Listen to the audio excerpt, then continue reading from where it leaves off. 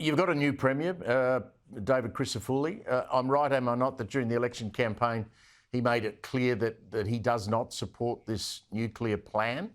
Do you know if Peter Dutton's tried to change his mind, and can he change his mind? Well, I wouldn't have the inside information on that. I would hope that David would come around. He's one thing he's not. He's certainly not silly, and I think if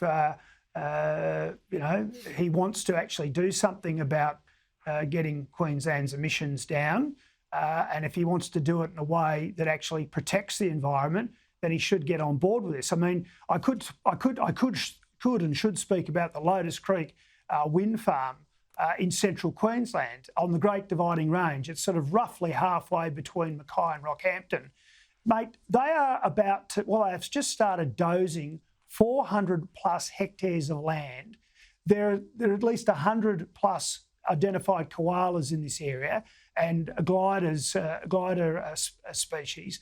Mate, we are destroying the environment.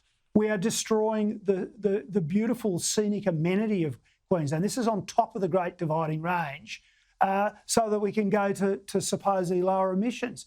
And, wind is better than solar in terms of 24/7 energy generation. But, is the environmental impact worth it? And I would say, look, I flew out of Canberra the other day with my wife, Lisa, and we're flying north and we're looking out the plane window and there's just wind farm after wind farm that you could see. It's a blight on the landscape, and future generations are likely to actually curse us. Perhaps, hopefully, they'll curse Bowen for the blight that's been imposed on these natural landscapes. And this area, Lotus Creek, is a wild area. And so I'd say to David Crisafulli, please get behind Peter Dutton.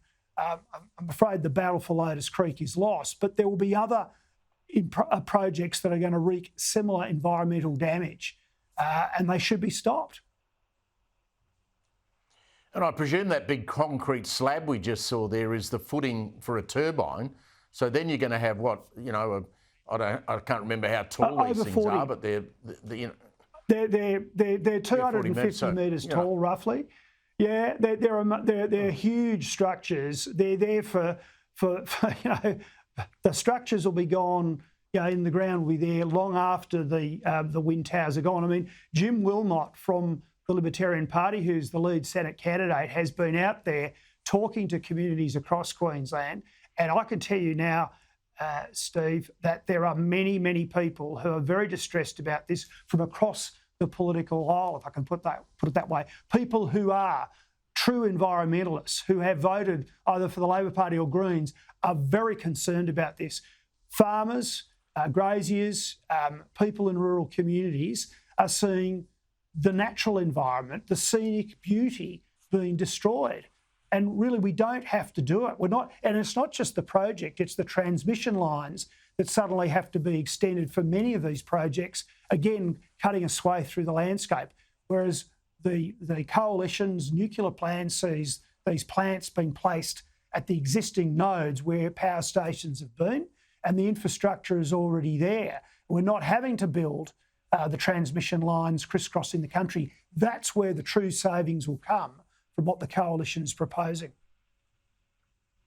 Yeah, you and I are old enough. I mean, wouldn't it be nice to go back to the days of the Greens being led by someone like Bob Brown, who actually cared about the environment, and spent his time saving the Franklin and not letting all of that beautiful bushland that you've just shown us be dug up and destroyed. I mean, the Greens party have just turned themselves into a bunch of inner city activists. Well, it's just this zealotry we're seeing from the Labor Party and from the Greens. It is absolutely sort of intransigent zealotry where they will not accept that there are real costs that are coming. It's like, if you wanted to go and build a residential subdivision in the Bayside areas around Brisbane where there was koala habitat, I can tell you now, you wouldn't get approval. You'd be there shut down with red and green tape for years. It just wouldn't happen. In contrast, these regulators seem happy to just wade through these projects because, mate, they're out of sight, they're out of mind, and people in the cities aren't seeing them. But I think people are waking up. By the way, Bob Brown has taken a stand against a wind farm. When I last checked in, I think in the northwest coast of Tasmania, I think it's the Robbins Island, if that's the name, if memory serves me correct. He's taken a stand against that because of the environmental impacts of a wind project. That's the important point here. There are costs and benefits and trade-offs with all these projects. The great thing about nuclear is that we save an enormous amount of money on transmission and we don't destroy the natural beauty and environment of Australia at the same time. Hey, Campbell, I've enjoyed our Friday night chats right through the year. We're back next year. We'd love to make sure you're with us. So have a great Christmas with your family and we'll talk to you in the new year. Merry Christmas, Steve. Yeah.